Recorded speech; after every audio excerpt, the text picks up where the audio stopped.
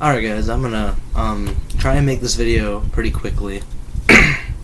I've been drafting up some PDFs and stuff for the boot camp coming up.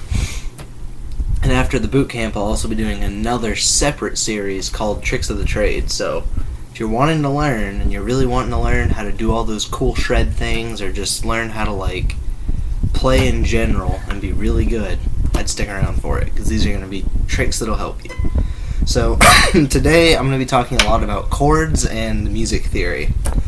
The first thing I'm actually going to touch on, I have a bunch of notes right here for you guys. It's about 4 pages of stuff that got all ripped up in my notebook, but I got a whole bunch of notes here that I want to talk to you guys about, so you guys have a great overview of this and you walk away feeling knowledgeable if you didn't already know about it, and if you did know about it, maybe you walk away learning something.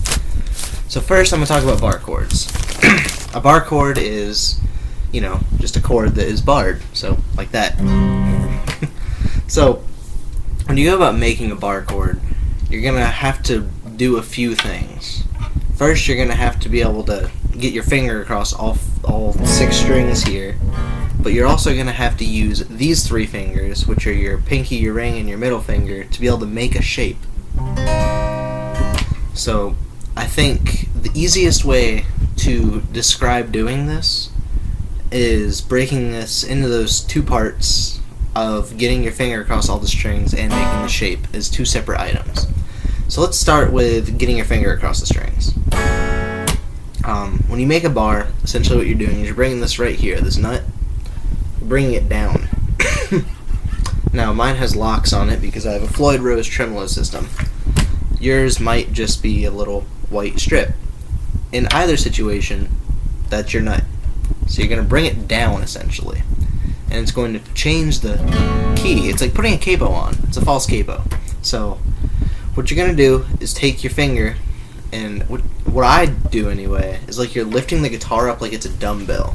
Like you kind of curl your arm underneath so you can get that more underneath. And then I like to get a nice grip back here with my thumb, kind of flat, so I can push down nice and good. And then I'll make my shape, and then so if you're starting that's a good way to do it. Another good way to do it, if you can get that curl down, is to start with making the shape first. So you would make, say, an A minor chord with these 3 fingers. And if you don't know about basic chords, I would go back and watch my other tutorial on basic chords first, because this is going to be rather complicated for you if you do not. So make an A minor chord here, and just go ahead and slide it up 2 frets. So you're on the 3rd and 4th string, and then you're going to do that curl and bar the 2nd fret. It's a B minor chord. So let's go ahead and practice that. You know, just take your A minor shape up here, and then curl under and bar the frets. Push down, obviously. It's like you're making a normal chord. Just then strum the same ones you'd strum for A minor, the strings over here. You don't need to strum the low E string. That would be A minor over B minor over F sharp. This root down here. So go ahead and pause if you don't have it yet. Like if you still need practice on that, because I'm gonna move forward onto like what to do with the bar chords. Okay, so I'm assuming you've got it down at this point.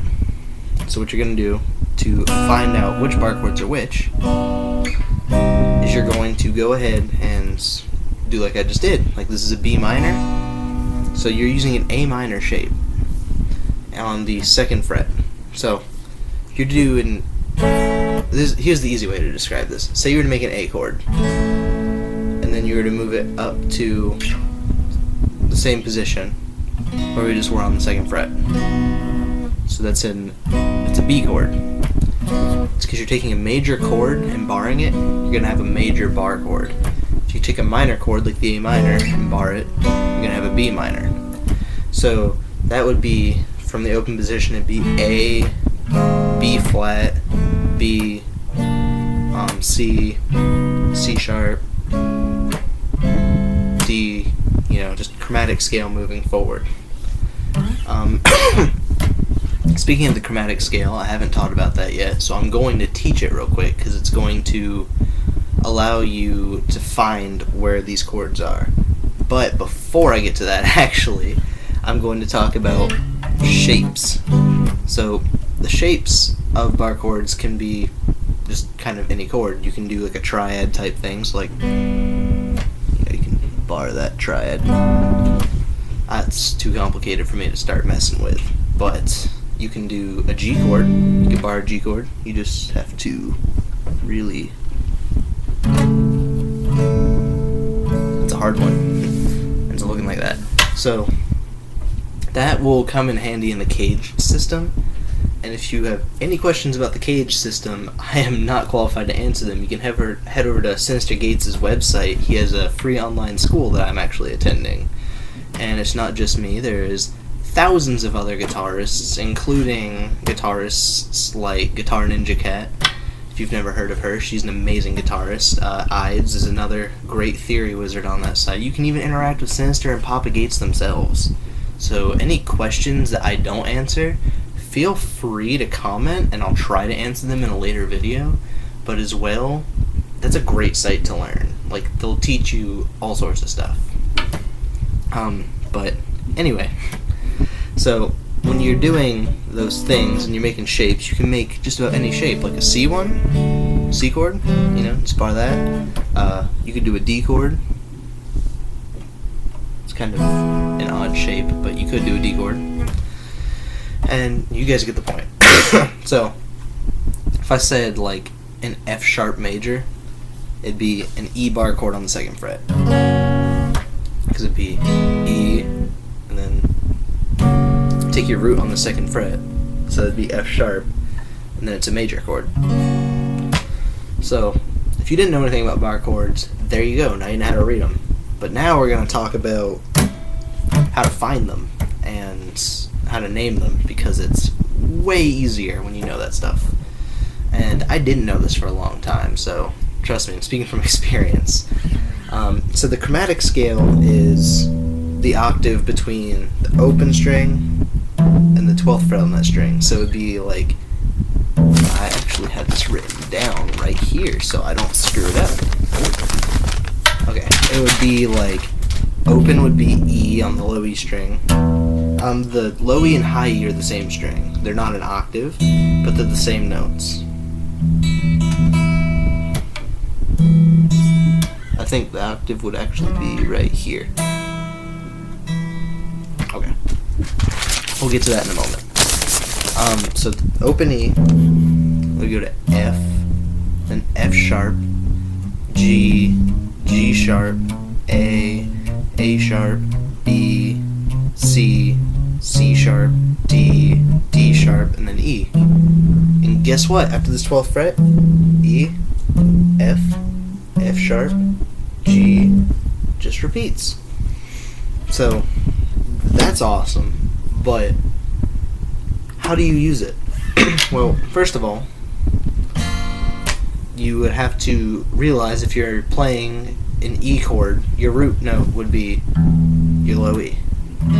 So when you take your chord and you move it up, you're moving the root note up. And all the other notes in the chord by barring. So you're taking your E and putting a bar on the 3rd fret, you turn it into a G chord. And that is found out through the chromatic scale, E, F, F sharp, G. If you're wanting to be one of those people that has to be right and you don't want to look stupid, please do realize if you're going down, it would be more like E, E flat, D, D flat. If you're going up, it is a sharp. If you're going down, it is a flat.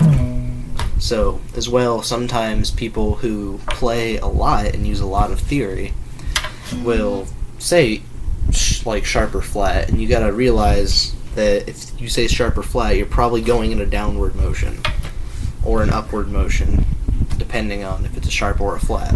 And that'll help you figuring things out when people are talking, because really theory isn't important, it's how other musicians communicate. Like, they're not important, it's not something you need to know, it's just how other musicians communicate to other musicians. It's essentially like, I don't know, It's like scientific notation or something. Like, it's to communicate there's all those zeros behind the number or in front of the number.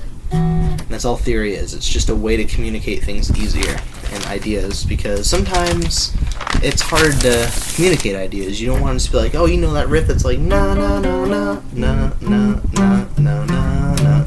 Instead, you could just be like D D D C D, or yeah, D D C D. I was right. Okay. But you know, it's just easier to communicate. So that's the chromatic scale in the E string. If you move forward, all the strings are almost the same, just the notes start at a different place. So it'd be A sharp, B, C. B and C and E and F do not have a sharp or a flat in between them. So it'll always be B, C, and it'll always be E, F.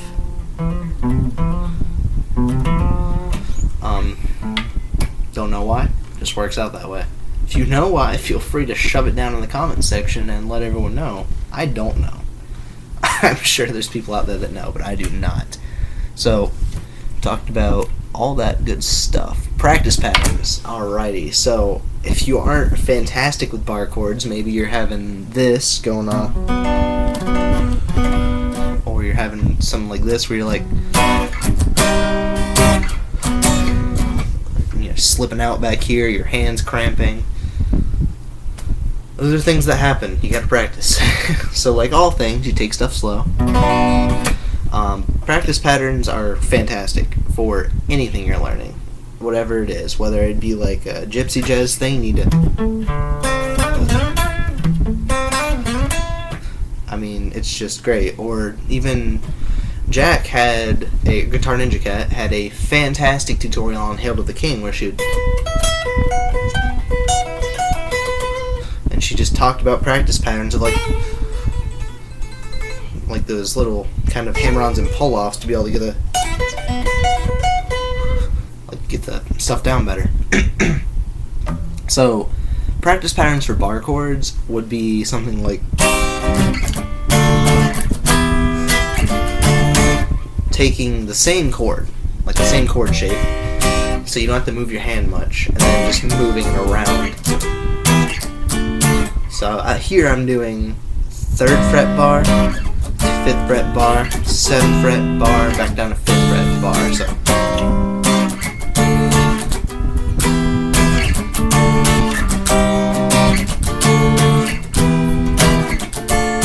and actually I learned that from watching a guy named Joseph Dubé play. I was a camp counselor assistant at a summer camp one year, and I happened to be paired with him, and he was able to do all sorts of cool little things. I learned a lot from just watching him. Even though I didn't know how to play very well, I learned a lot. So you can learn a lot even without a guitar in your hand if you just remember those shapes and all that stuff. It sounds harder than it is, believe me. So there's another practice pattern I want to cover, which is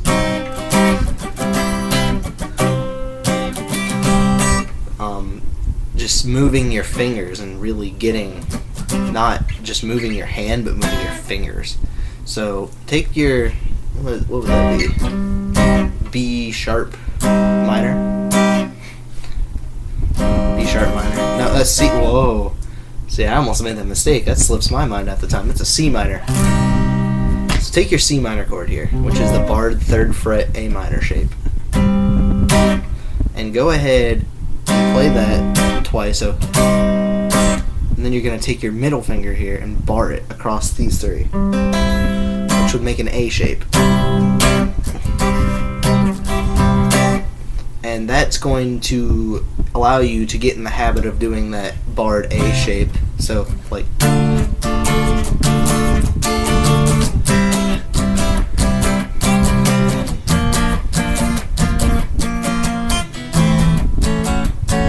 that barred A shape not only is applicable down here, but makes these chords so much easier. Because, like, that is just super technical and terrible. It's so much easier just to do that. With that out of the way, let's start talking about the 1st position scale. Oh, this is one of my favorites. So, First position scale is notes all right here in the first 3 frets, actually. So it's E, F, G, A, B, C, D, E, F, G, A, B, C, D, E, F, G. Had to think about that while I was doing it. So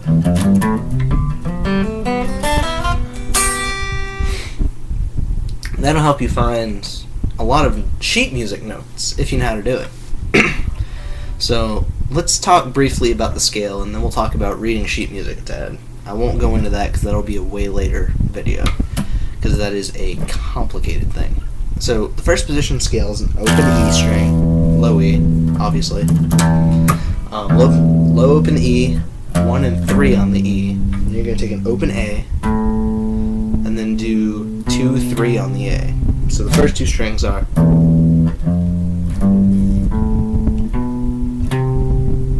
Okay, then you're going to take your D string, 2, 3 again.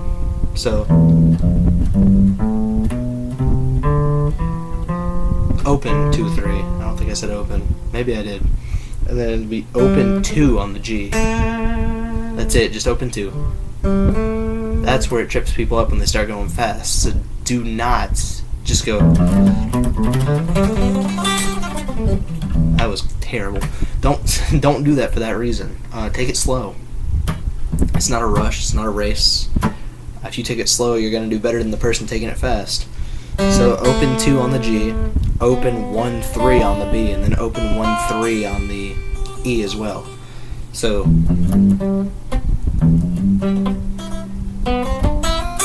the E, the B, and the other E are all 1, 3. The D and the A are 0, 2, 3, and then the G is 0, 2. So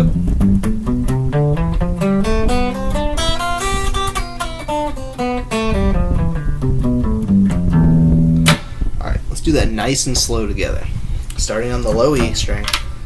Open 1, 3, open 2, 3, open 2, 3, open 2, open 1, 3, open 1, 3. 3, 1, open, 3, 1, open, 2, open, 3, 2, open, 3, 2, open, 1, 3, 1, open. Okay. So, as I just said, those are the whole notes, and that's what you're going to need to learn is the notes. You're going to need to learn the scale, but you need to learn the notes too. E, F, G, A, B, C, D, E, F, G, A, B, C, D, E, F, G. It's pretty simple. When I first did that, I didn't know all the notes in order like that. I still don't know them fantastically because I apparently don't know my alphabet. But you can also just take the string. So say your D string, you know the next logical notes in order, D, E, F. You know, just chunk it up if you need to. That's a great way to learn stuff, is to chunk things apart like that. So after that, we're going to talk about reading sheet music. When you're reading sheet music, all your notes aren't going to be here. If you're going to learn like Welcome to the Black Parade, it's a G note. Oops. It's an octave down where you're supposed to be.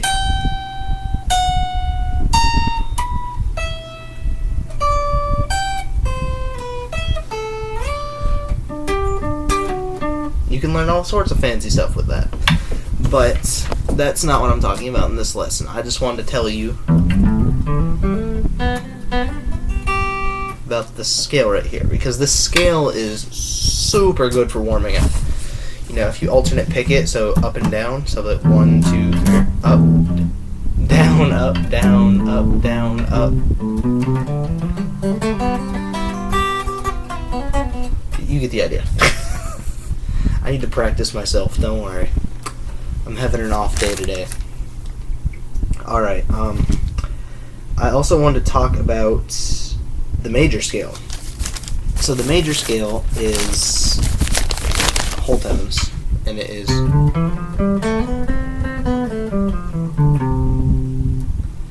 C, D, E, F, G, A, B, C, C to C, C major scale. you're going to put C major scale, the first position scale, and the chromatic scale all into really good use real quick. I'm going to teach you about triads. So triads are the way to form a chord. I mentioned them earlier in the video, and I said I wasn't going to mess around with bar chord triads because it's too much of a pain to figure all that out. And it is. So this would be a G triad. Notice that's your G chord.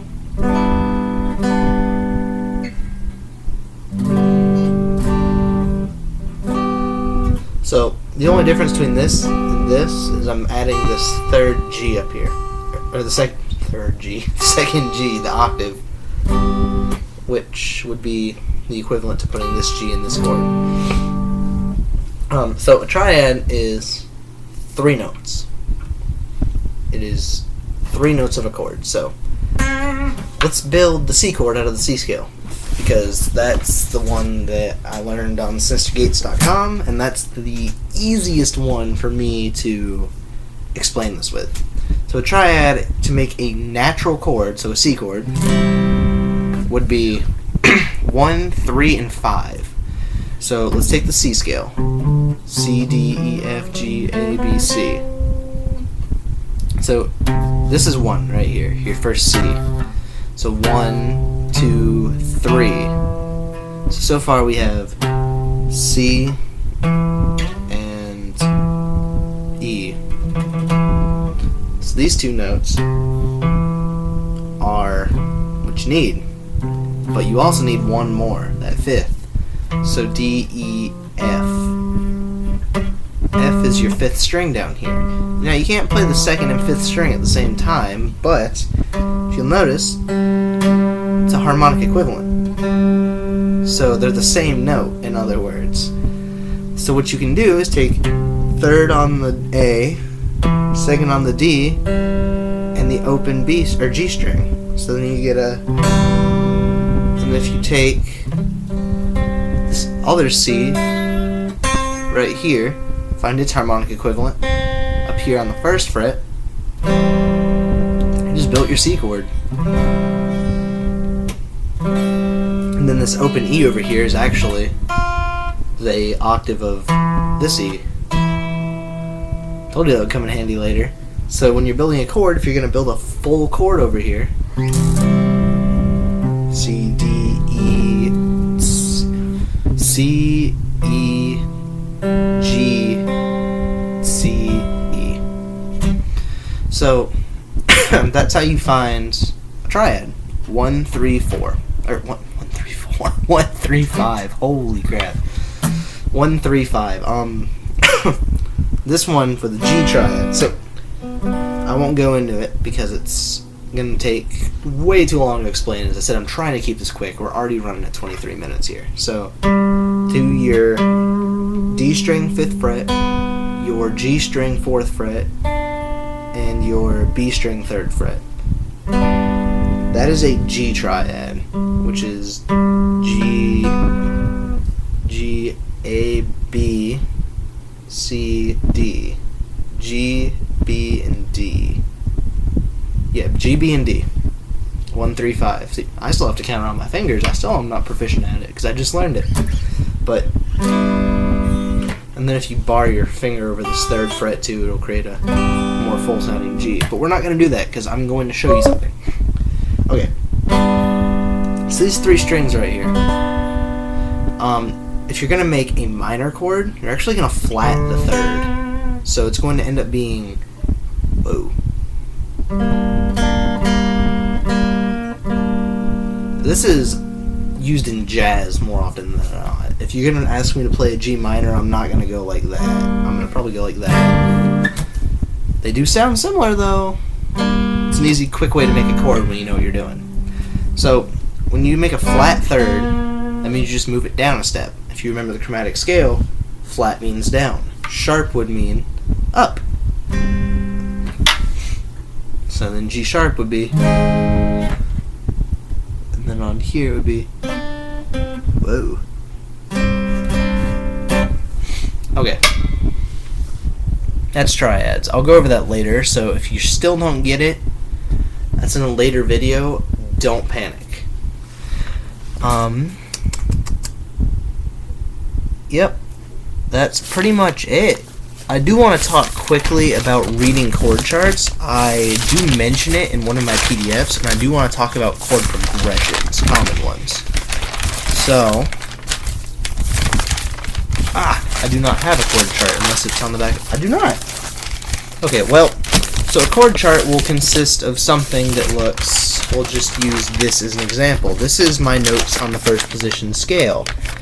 So, check this out. You're going to have your 4 frets here.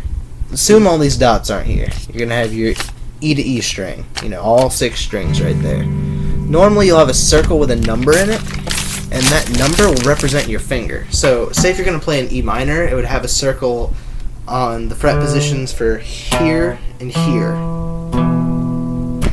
Those 2 notes are what you use to play. But it also have 2 and 3. So, what do those numbers mean to your fingers? 1, 2, 3, 4, and T. More often than not, if you're learning chords, you're probably not going to use your thumb. That's for more advanced things, like the more advanced bar chords, like... Notice I curl my thumb over.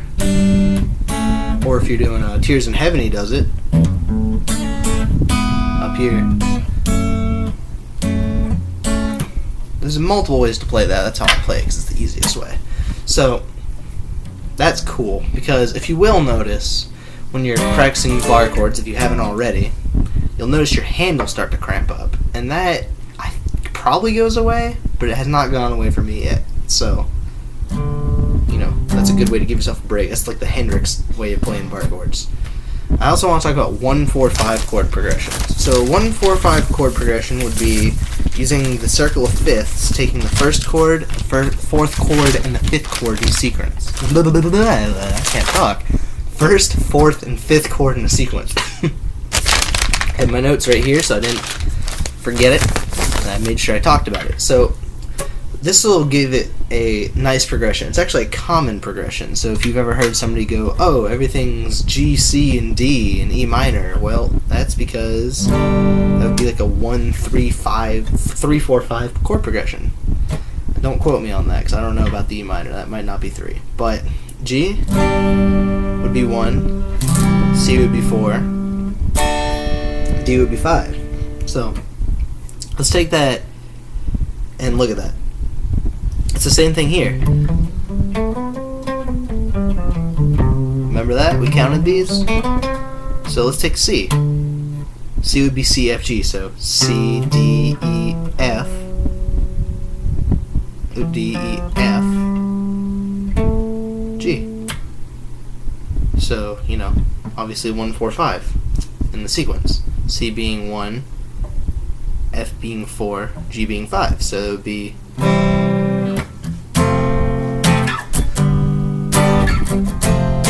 If you want to bring it home when you're doing that kind of thing, you go back to C it. It's kind of how things end. So if you're doing one's a little easier because it's in the first position. A, D, and E. So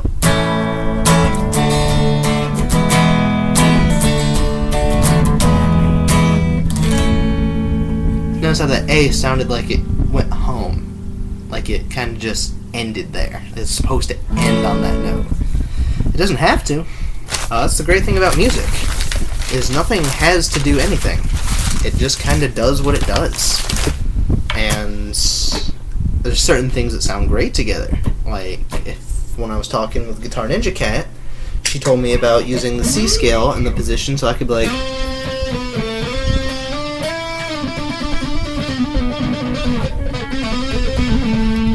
You know, just things that go together. The notes that generally just go together. And I'm learning a lot about that myself. I'm very happy to say I'll be learning all the modes and stuff and bringing it to you. Again, syngates.com, syngates.com, has all these wonderful things for you. As well, I'm really happy to say that Play for Passion is starting up here. I'm super excited for boot camp, and I'm super excited for Tricks of the Trade. I'm excited to see your guys' progress. As always, I'll link the Instagram down in the bio here, but follow the Instagram. Be sure to tag if you have any progress or help from my lessons. Go ahead and tag Play for Passion in that. I'd love to see that. That's my dream and my goal, is to see you guys doing the best you can and just becoming all-around fantastic musicians. I am so excited to see everyone's progress, and I'm so excited to be starting this. So as always, have a fantastic day and a fantastic week, and I'll see you guys next Sunday.